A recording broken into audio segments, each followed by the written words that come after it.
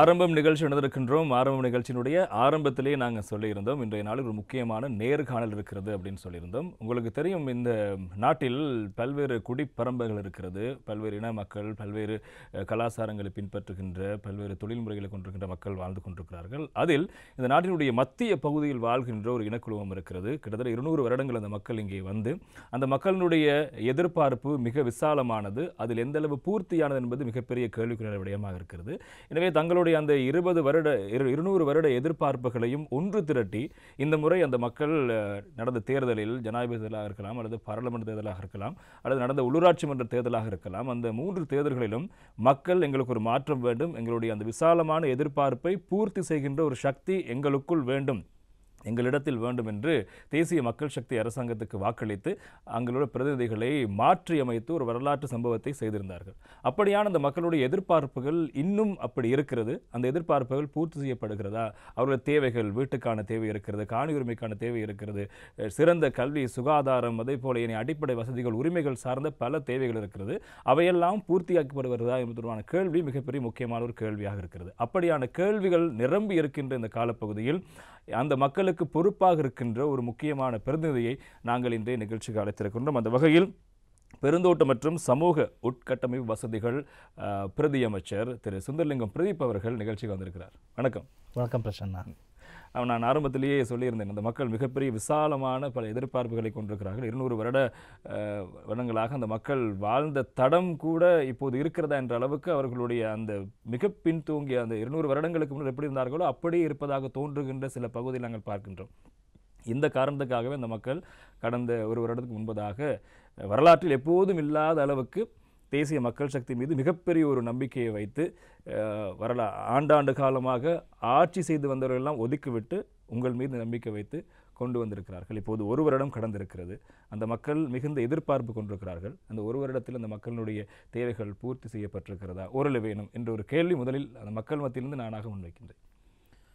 உண்மையிலே மலையக மக்களை பொறுத்தவரை தென்னிந்தியாவிலிருந்து இலங்கைக்கு கூலிகளாக அழைத்து வரப்பட்ட மக்கள் கூட்டம். இந்த மக்களை இதுவரை ஆட்சி செய்த அரசாங்கங்கள் கௌரவத்தை கூட, அந்த மக்களை அழைக்கின்ற அந்த சொற்பதத்தில் கூட அந்த மக்களுக்கு கௌரவம் வழங்கவில்லை. சிங்களத்திலே கூறுவார்கள் வத்துதெமல.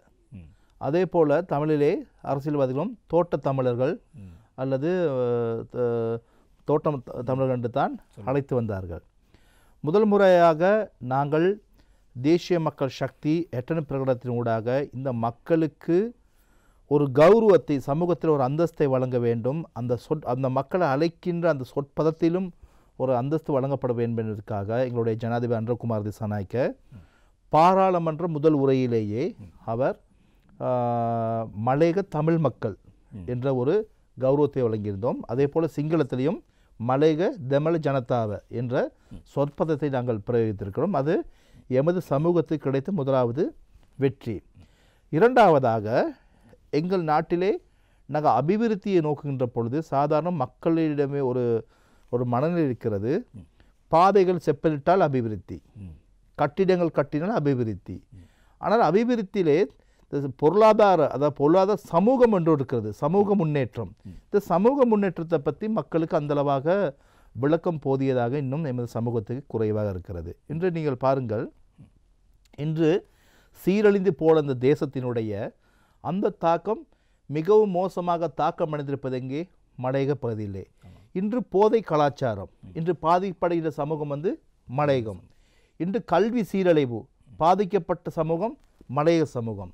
சுகாதார சீர்கேடு, பாதிக்கப்பட்ட சமூகம் மலையக சமுதாயம். இன்று எங்களுடைய நாட்டிலே அபிவிருத்தி ஒரு ஸ்திரத்தன்மை அடைந்திருக்கிறது. இந்த அபிவிருத்தி ஸ்திரத்தன்மையின் ஊடாக வருகின்ற அந்த பயன்கள் நாடு முழுவதும் சென்றடைகளே அது எங்களுடைய மக்களுக்கும் சென்றடைகின்றன.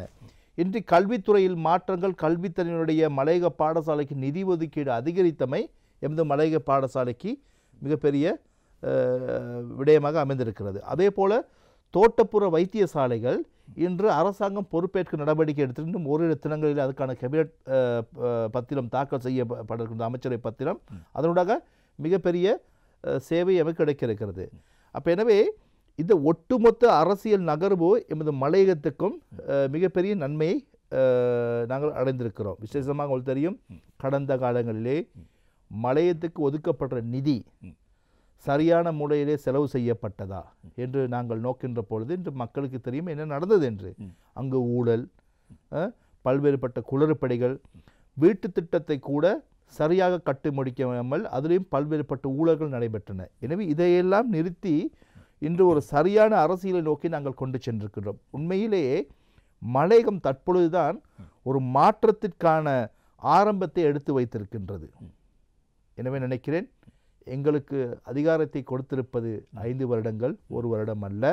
நிச்சயமாக 5 வருடம் முடியதற்கு முன்பு நீங்கள் இந்த கேள்வியை கேட்டால் நான் பட்டியலிட்டு சொல்லலாம். ஆரம்பித்திருக்கிறோம். நிச்சயமாக நீங்கள் அந்த ஹட்டன் பிரகடனம் ஞாபகப்படுது. 2023ஆம் ஆண்டு தேசிய மக்கள் சக்தியினுடைய ஹட்டன் பிரகடனம். மலையக மக்கள் அந்த ஹட்டன் பிரகடனம் தான் மிக முக்கியமாக எங்களுக்கு ஒரு மாற்றம் வெளிவரப் போகிறது என்று எதிர்பார்ப்பிருந்தார்கள். அதில் பிரதானமாக சொல்லப்பட்ட விடயம் இந்த காணி உரிமை சம்பந்தமான 10 பேஜ் காணி மக்களுக்கு வழங்கப்படும் என்ற ஒரு விடயம் அறிவிக்கப்பட்டது.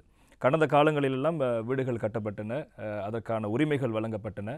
அந்த உரிமைகள் மக்களுக்கு உரியதா என்ற மிகப்பெரிய ஒரு கேள்வி இருந்தது. அடுத்து இன்னும் ஒரு பிரச்சனை, மலையக பெருந்தோட்டங்கள் வைத்திருக்கின்ற காணிகள் எல்லாம் காணி மறுசீரமைப்பு ஆணைக்குழுவுக்கு உட்பட்ட காணிகள் அல்ல என்ற ஒரு பிரச்சனை இருந்தது. எனவே இப்போது நீங்கள் அந்த 10 பேஜ் காணியை வழங்க வேண்டும் என்றால் அந்த திட்டங்களுக்குள் கொண்டு வந்து தான் வழங்கப்பட வேண்டி இருக்கிறது. அதற்கான வேலைகள் நடந்திருக்கிறதா? மக்களுக்கு காணியை அவர்களுக்கு உரித்தான காணியை வழங்குவதற்கான உண்மையான உரித்துகள் வழங்குவதற்கான வேலைகள் நடந்திருக்கிறதா இந்த ஒரு இடத்தில்? உண்மையிலே ஹட்டன் பிரகடனத்திலே நாங்கள் ஒரு வாக்குறுதியை கொடுத்திருந்தோம். மலையக மக்களுக்கு 10 பேச்சஸ் உரித்து, சுத்தமான உரித்துடைய காணியை வழங்குவதாக. நாங்கள் தற்பொழுது வீடுகள் அமைப்பதும் அவ்வாறான காணியில்தான். எனவே இந்த வீடுகள் கையளிக்கின்ற பொழுது அந்த காணி அந்த மக்களுக்கு சொந்தமாக சென்றடைவதற்கான ஏற்பாடுகள் நாங்கள் செய்திருக்கிறோம். நிச்சயமாக வெறுமனே கடந்த காலங்களில் போல மலையக மக்களை ஏமாற்றாமல் எதை சொன்னோமோ அதை செய்யக்கூடிய அரசாங்கம் இப்பொழுது இருக்கிறது. நிச்சயமாக அந்த அனைத்து காணிகளும் மக்களுக்கு சொந்த உரித்து, தமிழில் சொல்ல சுத்தமான பிரிசுது ஒப்புன்னு சொல்வார்கள், சொந்தமான சுத்தமான உறுதியை தான் நாங்கள் விளக்க ஏற்பாடு செய்திருக்கிறோம். அதே போல் பிரச்சனை உங்களுக்கு தெரியும், நாங்கள் மலையகத்திலே 2,65,000 குடும்பங்கள் இருக்கின்றார்கள். இந்த 2,65,000 குடும்பங்களுக்கும் ஒரு வருடம் 2 வருடங்களே காணிகளை உடனே பகிர்ந்தளிப்பது என்பது சாத்தியப்படாத விடயம். எனவே முதலாவது இந்திய அரசாங்கம் எமக்கு வழங்கிய 10,000 வீட்டு திட்டத்திலே 3ஆம் கட்டத்தை நாங்கள் ஆரம்பிக்க இருக்கிறோம். ஏற்கனவே அரசாங்கத்தினால் வீட்டு திட்டங்கள் ஆரம்பித்தாலும் கூட அது பல வீட்டு திட்டங்கள் முழுமை பெறாமல் இடைநடுவே விடப்பட்டது. நீர் வசதி தேடி பார்க்கின்ற பொழுது தெரிவு செய்யப்பட்ட இடங்கள், அதாவது மக்கள் வசிக்க முடியாத இடத்தை இவர் தெரிவு செய்திருக்கிறார்கள். அங்கு போக்குவரத்து வசதி கிடையாது, நீர் வசதி கிடையாது, மின்சார வசதி கிடையாது. மக்கள் என்ன கூறுகிறார்கள், நாங்கள் தொடர் குடியிருப்போம் அந்த லயன் காமராக்கு கஷ்டப்பட்டது நாங்கள் ஒரு வீட்டுக்கு கேட்டோம். கடைசியில் பார்த்தா இதை விட கஷ்டமான பிரதேசங்களில் வீடுகளை தெரிவு செஞ்சுருக்காங்க, நாங்கள் அங்கே போகலை அப்படின்னு சொல்கிறாங்க. அப்போ எனவே தான் நாங்கள் தெரிவு செய்கிற இடம் மக்கள் வாழ்வதற்கு பொருத்தமான இடத்தை நாங்கள் தெரிவு செய்து அங்கே குடியிருப்புகளை கட்டுவதற்காகத்தான் நாங்கள் ஏற்பாடு செய்திருக்கிறோம். எனவே மலையக மக்கள் நான் கேட்டுக்கொள்வது, பொறுமையாக இருங்கள். நிச்சயமாக இந்த 10,000 வீட்டு திட்டம் முடிந்தவுடன் நாங்கள் மீண்டும் வீடு கட்டி கொடுக்காத மலையக மக்களுக்கு நாங்கள் 10 பேஜ் உங்களுக்கான காணி உங்களுக்கு வழங்கப்படும் என்பதிலே உறுதியாக இருங்கள். எங்களுடைய அரசாங்கமும் நிச்சயமாக அந்த கோரிக்கையை நிறைவேற்றும். நிச்சயமாக. இன்னும் ஒரு முக்கியமான கேள்வி, நீங்கள் சொன்ன விடயம், எங்களுடைய மக்கள் ஒரு பழக்கம் இருக்கிறது, கண்ணுக்கு தெரிந்து நடக்கின்ற அபிவிருத்தியை பார்த்து தான் மக்கள் நம்புவார்கள். அது எங்களுக்குள் ஒரு இயல்பாக ஒரு மாற்றத்தை ஏற்படுத்தி அது மிகப்பெரிய ஒரு விளைவை கொடுக்கும் என்ற நம்பிக்கையில் எங்கள் மக்கள் இல்லை. அதுதான் உண்மையான விடயம். அது பழகிவிட்டார்கள். கிட்டத்தட்ட இந்த 200 ஆண்டுகளாக அந்த மக்கள் அதனை பார்த்து கண்ணுக்கு முன்னாடி ஒரு பலகையை திறந்தால்தான் அபிவிருத்தி என்பதை மக்கள் எண்ணிக்கொண்டிருக்கிறார்கள். நீங்கள் 1 வருடம் காத்திருங்கள் என்று சொல்கிறீர்கள். இந்த மக்களோடு உங்களுடைய இந்த விடயங்கள் கொண்டு சேர்வதில் அவர்களுக்கு இது ஒரு மாற்றம் நடக்கிறது என்ற ஒரு உணர்வை ஏற்படுத்துகின்ற வகையிலான விடயங்களை முன்னெடுப்பதில் நீங்கள் பின்னிக்கிறீர்களோ என்ற ஒரு சந்தேகம் இருக்கிறது. சில வேளைகளில் வேலைகள் நடக்கிறது, ஆனால் மக்களுக்கு தெரியவில்லை என்ற ஒரு குற்றச்சாட்டு அல்ல, அது ஒரு விமர்சனமாகவே இருக்கிறது. என்ன வேலை செய்கிறாங்க அப்படிங்கிற மாதிரி ஒரு கேள்வி. அதை பற்றி உங்களுடைய கருத்து என்ன? கடந்த கால அரசாங்கத்தில் எப்படி தானே பிரச்சனைனா, ஒரு 10 லட்சத்துக்கு ஒரு ப்ரொஜெக்ட் செஞ்சால் விளம்பரத்துக்காக 5 லட்சம் செலவு செய்வாங்க. அது விளம்பரம் தான் பெருசாக இருக்குன்னு தவிர சில நேரத்தில் விளம்பர பலகை இருக்கும், போடப்பட்ட கான்கிரீட் காணும். அப்படி பல இடங்கள் எங்கள் ஊர்லேயும் இருக்கிறது. சரியா? கட்டிடத்துக்கு முன்னாடி போர்டு இருக்கும், கட்டிடம் இடிஞ்சு விழுந்திருக்கும். இந்த மாதிரியே மக்களை ஏமாற்றுகின்ற அரசியல் செய்வதற்கு நாங்கள் வரவில்லை. நாங்கள் உண்மையான சேவை செய்கின்ற பொழுது அதான் சொல்கிறேன், நாங்கள் பொழுது சாதாரண ஒரு ஆட்சி மாற்றம் அல்ல, மக்களுடைய எண்ணங்களிலே மாற்ற வேண்டும், அரசியல் கலாச்சாரம் மாற்றம் அடைய வேண்டும். மாற்றத்துக்காக எங்களுக்கு வாக்களித்து விட்டு மக்கள் மாறாவிட்டால் மக்கள் மீது பிழை இருக்கிறது. மக்களுடைய சிந்தனையிலும் மக்களுடைய எதிர்பார்ப்பிலும் மக்களுடைய அரசியல் கலாச்சாரத்திலும் மாற்றம் வேண்டும். எனவே நாங்கள் செய்து கொண்டிருக்கிறோம். யாரும் செய்யாத விடயத்தை நாங்கள் செய்து கொண்டிருக்கிறோம். ஒரு காலத்திலே உங்களுக்கு தெரியும், இலங்கையில் சட்டம் என்பது பணக்காரனுக்கு ஒரு விதமாகவும் ஏழைக்கு ஒரு விதமாகத்தான் எமது நாட்டிலே நீதித்துறையும் செயல்பட்டது. ஒரு பிள்ளை பசியால் வாடுகின்ற பொழுது அந்த பிள்ளையின் பசியை போக்குவதற்காக ஒரு தந்தை பக்கத்து தோட்டத்திலே 2 தேங்காய் திருடியதற்காக சிறை சென்ற வரலாறு எமது நாட்டில் இருக்கிறது. ஏன் அந்த பின்னணி கூட யோசிக்காமல் காவல்துறை கைது செய்து, ஐயோ நாங்கள் திருடனை பிடித்து விட்டோம், யாரை? 2 தேங்காய் களவெடுத்தவனை. நீதித்துறை தன் சட்டத்தை செய்கிறது என்று நீதியை நிலைநாட்டவர்கள் இந்த நாட்டிலே வெள்ளை ஆடை அணிந்து கோட் போட்டு தங்களுடைய உயர்ந்த மனிதர்களாக காட்டிக்கொண்டவர்கள், அதிகாரத்தில் இருந்தவர்கள், பல கோடிகளை பல மில்லியன் ட்ரில்லியன் கணக்கான மக்களுடைய வரிப்படத்தை நாசம் செய்து கொள்ளையடித்தவர்களை சட்டம் என்ன செய்தது? நான் கேட்கின்றேன், சட்டம் என்ன செய்தது? அவர்கள் மீண்டும் மீண்டும் மக்களை கொள்ளையடித்து மீண்டும் மீண்டும் அதிகாரத்தில் இருந்தார்கள். சட்டம் என்ன செய்தது? எனவே நாங்கள் இன்று அதை மாற்றியிருக்கிறோம். இன்று முன்னாள் ஜனாதிபதியாக இருக்கலாம், முன்னாள் அமைச்சர்களாக இருக்கலாம், யாராக இருந்தாலும் இந்த நாட்டிலே சட்டம் சமன் என்பதை இன்று தேசிய மக்கள் சக்தி அரசாங்கம் உறுதி செய்திருக்கு. நினைக்கிறேன் இந்த ஒரு விடயமே நாட்டு மக்களுக்கு கிடைத்து மிகப்பெரிய வெற்றி. முதல் கூறினேனே, அபிவிருத்தி என்பது வெறுமனமே கட்டிடம் அல்ல, வீதி அல்ல, கலாச்சார மாற்றம், கலாச்சாரம் அபிவிருத்தி, புதிய ஒரு போக்கு, இதுவும் அபிவிருத்தி தான். இந்த விடயங்களை மக்கள் உணர்ந்து கொள்ள வேண்டும். அந்த மாற்றத்தை நோக்கி நீங்கள் சென்றுவிட்டு நீங்கள் உங்களுக்குள் மாறாவிட்டால் அந்த மாற்றத்தை உணர்ந்து கொள்வது கடினமாக இருக்கும் என்ற ஒரு விடயத்தை கூறியிருந்தீர்கள். அடுத்து இன்னும் ஒரு முக்கியமான விவகாரம், மலையக மக்களை பொறுத்த வரைக்கும் மனிதவள அபிவிருத்தி நிதியம், மலையக மனிதவள அபிவிருத்தி நிதியம், பெருந்தோட்ட மனிதவள அபிவிருத்தி நிதியம் என்பது அந்த மக்களுடைய அபிவிருத்திக்கு தடையாக இருக்கின்ற ஒரு சாவனமாகத்தான் தேசிய மக்கள் சக்தியாக இருக்கலாம் விமர்சனம் செய்கின்ற சகலரும் கூறுகின்ற விவகாரம். காரணம், அண்மைய காலத்தில் பேசப்பட்ட ஒரு கழிவறை கூட கட்ட முடியாது, அவரிடம் அனுமதி கேட்காமல் என்ற ஒரு விவகாரம் இருந்தது. எனவே அதில் நீங்களும் அதை விமர்சித்திருந்தீர்கள். அது அவர்கள் இல்லாவிட்டால் தேசிய ரீதியாக முன்னெடுக்கின்ற வேலை திட்டங்களாக இருக்கலாம், வீதியாக இருக்கலாம், சுகாதாரத்துறையாக இருக்கலாம், எல்லாவற்றுக்கும் அவர்கள் மிகப்பெரிய ஒரு தடையாக இருக்கிறார்கள் என்ற விமர்சனம் இருந்தது. இப்போது அந்த விமர்சனம் இருக்கிறதா உங்கள் மத்தியில்? அந்த திட்டத்திற்கு, அந்த பெருந்தோட்ட மனிதவள அபிவிருத்தி நிதியம் என்ற அந்த தடையை தகர்ப்பதற்கு நடவடிக்கை இருக்கிறதா?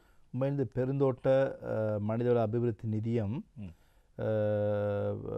பல ஆண்டுகளுக்கு முன்பு ஏற்படுத்தப்பட்ட ஒரு அதாவது சொல்றது அரசு சார்பற்ற ஒரு நிறுவனம். எனவே மலையக பகுதியிலே அபிவிருத்திகள் இந்த நிறுவனத்தினூடாகத்தான் செய்தார்கள்.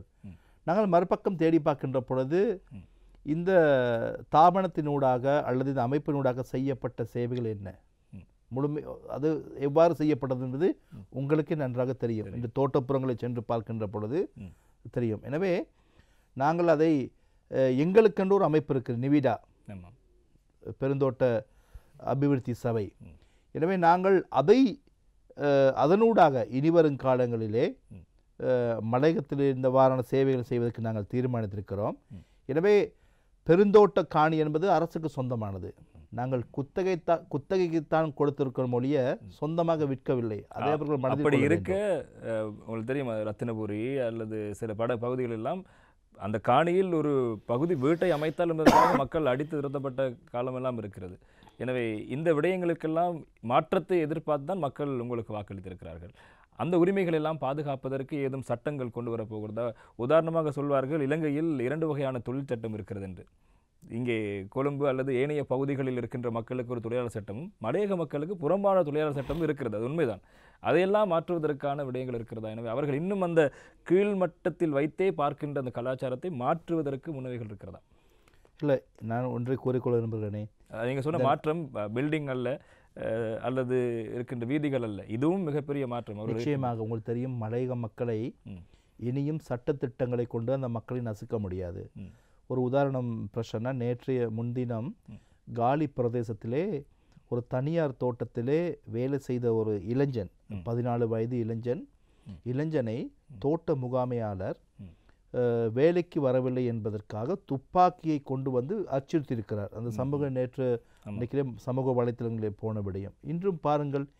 அதாவது அதுதான் மக்கள் மத்தியில் இருக்கிற அந்த காலம், அதாவது அந்த காலத்தில் தான் திரைப்படங்கள் போல துப்பாக்கி முனையிலே அச்சுறுத்துவார்கள். இன்று இந்த தேசிய மக்கள் சக்தி ஆட்சி இவ்வளவு நடக்கின்ற பொழுதும் இவ்வாறு மனநிலை எங்களை மக்களை பார்த்தவர்கள் நடந்து கொள்வார்கள் என்றால் இதற்கு சட்டம் தன் கடமை செய்ய வேண்டும்.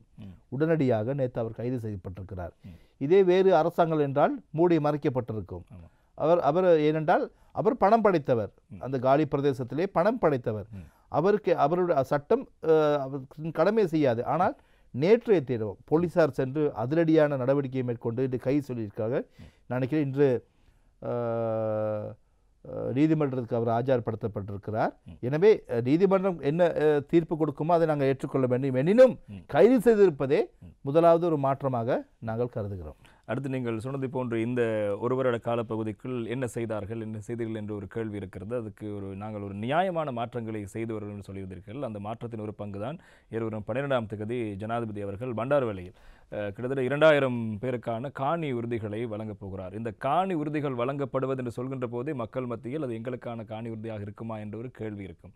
அந்த காணி ஒரு திட்டம் தொடர்பான விடயங்கள், எப்படி அது முன்னெடுக்கப்படுகிற விடயங்கள் எங்களுக்கு வழங்கப்படுத்த வேண்டும். உண்மையிலே இந்திய அரசாங்கத்துக்கு நேரத்தில் நாங்கள் நன்றி சொல்ல வேண்டும். இந்திய அரசாங்கம், பாரத பிரதமர் எங்களுடைய மலையக மக்களுக்காக வழங்கப்பட்ட ஒரு நன்கொடை தான் இந்த வீட்டுத் திட்டம். இந்த வீட்டுத் திட்டம் என்பது மலையக மக்களுக்கு மிகப்பெரிய ஒரு வரப்பிரசாதமாக அமைக்கின்றது. ஏனென்றால் அந்த வீட்டுத் திட்டத்தினுடைய அந்த ஒரு வீட்டினுடைய பெறுமதி 28 லட்சம் ரூபாய்.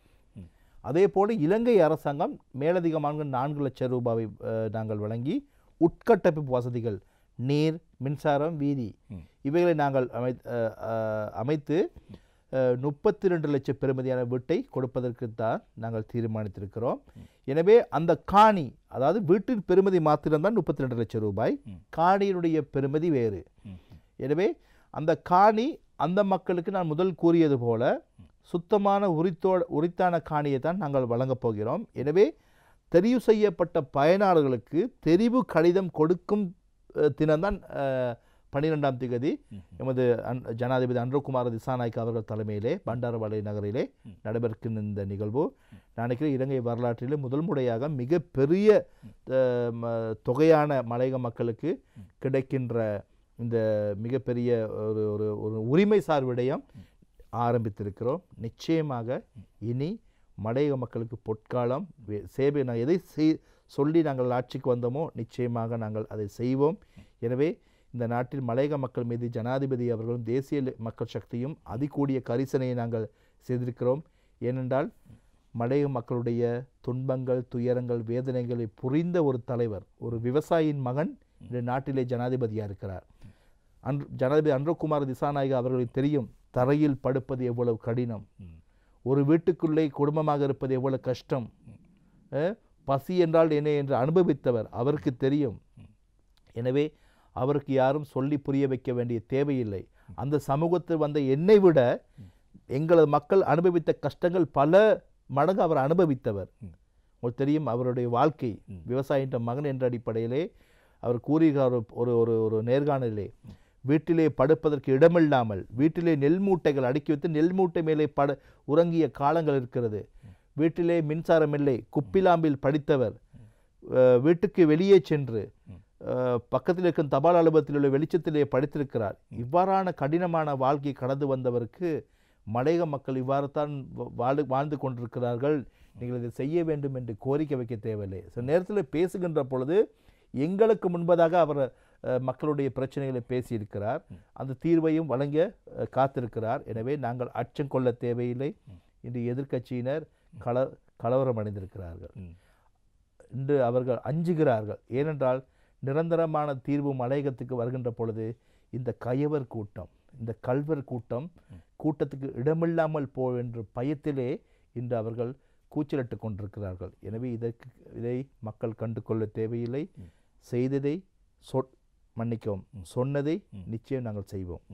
அடுத்து இன்னும் ஒரு முக்கியமான கேள்வியும் இருக்கிறது. இந்த மலையக பகுதிகளில் இந்த மக்கள் சார்ந்த நலன் திட்டங்கள் முன்னெடுக்கின்ற போது, வெல்ஃபேர் திட்டங்கள் முன்னெடுக்கின்ற போது கடந்த காலங்களில் அவர்கள் ஒரு அரசியல் ரீதியாக தெரிவு செய்யப்பட்டு குறிப்பிட்டவர்களுக்கு தான் வழங்கப்பட்டது. உதாரணமாக இந்த அசோசமாக இருக்கலாம் அல்லது ஏனைய வேலை திட்டங்களாக இருக்கலாம். எல்லாம் ஒரு தெரிவு செய்யப்பட்டவர்களுக்கு ஒரு அரசியல் சார்ந்தான் திட்டங்கள் போகிறது, மற்ற மக்கள் புறக்கணிக்கப்படுகிறார் என்று குற்றச்சாட்டு காலமாக இருந்து வந்தது.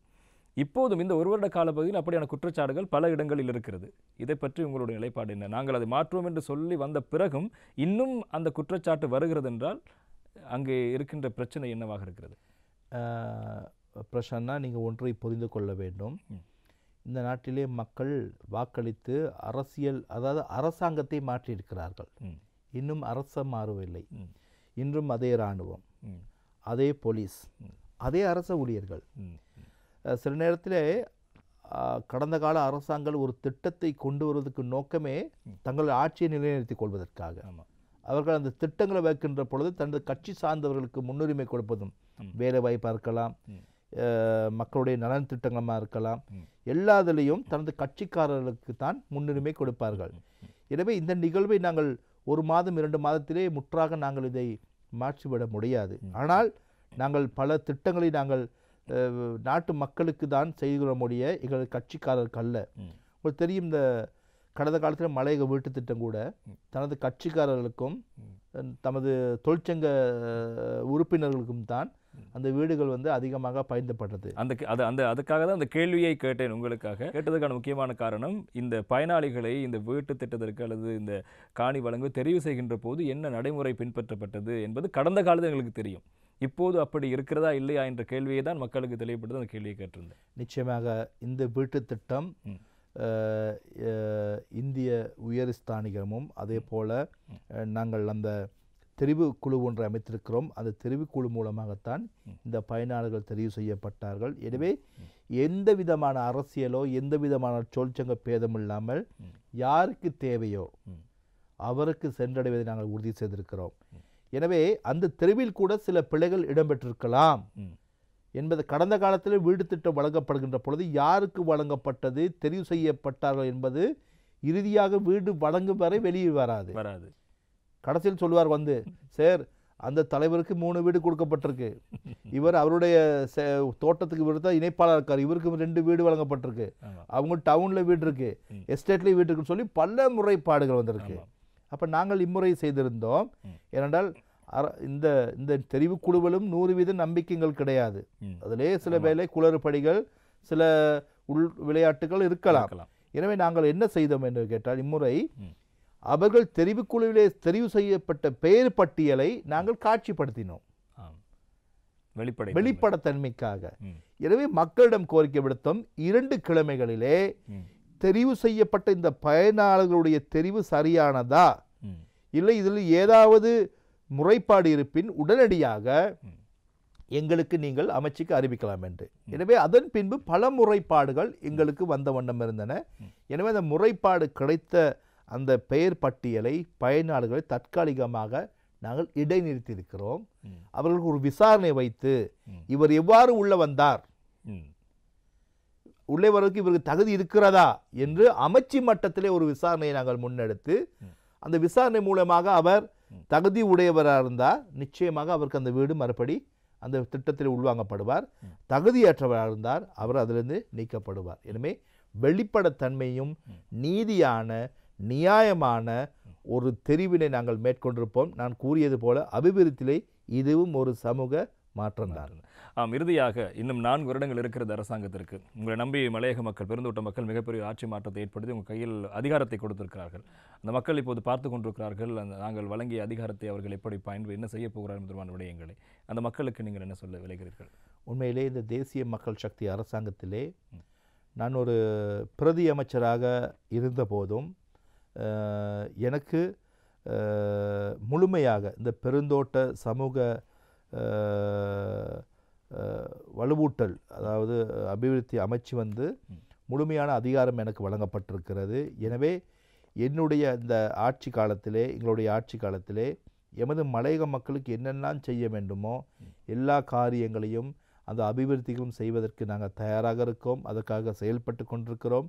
எனவே மக்களிடம் நான் வினயமாக கேட்டுக்கொள்வது, இந்த ஆட்சியை குழப்புவதற்காகவும் இந்த மீண்டும் திருடர்களையும் கயவர்களையும் பதவியிலே அமர்த்துவதற்காக அவர்களிடம் பயனடைந்த எமது மலையக அரசியல்வாதிகளும் தற்பொழுது இந்த ஆட்சியை கவிழ்ப்பதற்காக சூழ்ச்சிகளை செய்து கொண்டிருக்கிறார்கள். நான் இந்த சூழ்ச்சியை செய்ய நினைப்பவர்கள் ஒன்றை கூறுகிறேன். கனவு காணுங்கள். இன்னும் 50 வருடத்துக்கு நீங்கள் கனவு கண்டு கொண்டே இருங்கள். இந்த 50 வருடம் இனியும் தேசிய மக்கள் சக்தி ஆட்சி தான். அது யாராலும் மாற்ற முடியாது. மக்கள் நினைத்து விட்டார்கள். எனவே உங்களுக்கு ஆட்சிக்கு வர வேண்டுமென்றால், நீங்கள் ஆட்சியிலே அமர வேண்டுமென்றால் எங்களுடன் சிறப்பாக நீங்கள் செயல்படுங்கள். என்னது, பொய் பேசாமல், களவெடுக்காமல், நேர்மையான சில வேளை நீங்கள் செயல்படுகின்ற பொழுது சம்பளம் இல்லாமல் தியாக மனப்பான்மையுடன் தங்களுடைய சலுகையெல்லாம் இழந்து நீங்கள் செயல்படுகின்ற பொழுது அப்பொழுது மக்களை உங்களை தெரிவு செய்யலாம். ஏனால் உங்கள் யார் என்பது மக்களுக்கு நன்றாகவே தெரியும். எனவே இந்த கள்ளர் கூட்டம், திருடர் கூட்டத்தை நாங்கள் ஒருபோதும் கண்டுகொள்வதில்லை. எனவே நீங்கள் எதிர்க்கட்சி என்ற அந்தஸ்தில் இருக்கின்ற பொழுது நீங்கள் எந்த அளவுக்கு நீங்கள் உங்களுடைய கோஷங்களை நீங்கள் எழுப்பலாம். எனவே எதை சொன்னோமோ அதை நிச்சயமாக செய்வோம் என்று கூறிக்கொள்ள விரும்புகிறேன். ஆம், இன்றைய ஆரம்ப நிகழ்ச்சியில் முக்கியமான காத்திரமான ஒரு நிகழ்ச்சியாக இருந்திருக்கும். மலையக பெருந்தோட்ட மக்களுக்கான 2000 காணி உறுதிகள் ஜனாதிபதி அவர்கள் வழங்கப் போகிறார். அதன் தொடர்புடைய விடயங்களும் அத்தோடு மக்களுக்காக தேசிய மக்கள் சக்தி அரசாங்கம் முன்னெடுக்கின்ற வேடுதிருந்தமான விடயங்களை தெளிவுபடுத்துகின்ற ஒரு நேர்காணலாக இருந்தது. அந்த அடிப்படையில் பெருந்தோட்ட மற்றும் சமூக உட்கட்டமைப்பு வசதிகள் பிரதி அமைச்சர் சுந்தரலிங்கம் பிரதீப் அவர்கள் ஒரு நேரத்தை ஒதுக்கி நிகழ்ச்சிக்கு வருகை தந்து பல முக்கியமான விடயங்கள் இருந்திருந்தால், நாங்களும் மக்களோடு மக்களாக இருந்து காத்துக் கொண்டிருக்கின்றோம். இன்னும் 4 வருடங்கள் இருக்கிறது. மக்களுடைய இந்த பிரச்சனைகள் எந்தெந்த அடிப்படையில் தீர்க்கப்பட போகிற எதிர்பார்ப்போடு நாங்களும் காத்துக் கொண்டிருக்கின்றோம். நன்றி நிகழ்ச்சி நடந்து கொண்டமைக்கு. நன்றி பிரசன்னா. இந்த நேரத்திலே எங்களை அழைத்து இந்த நிகழ்ச்சியிலே எங்களுடைய கருத்துக்கள், அரசாங்கத்தினுடைய அபிவிருத்தி திட்டங்களை மக்களுக்கு கொண்டு சென்றமைக்காக உங்களுடைய தொலைக்காட்சிக்கும் உங்களுடைய தொலைக்காட்சியின் குழுவினருக்கும் அதே போல பிரசன்னா உங்களுக்கும் என மனமார்ந்த நன்றியை தெரிவித்துக் கொள்கின்றேன். நன்றி, வணக்கம். நன்றி.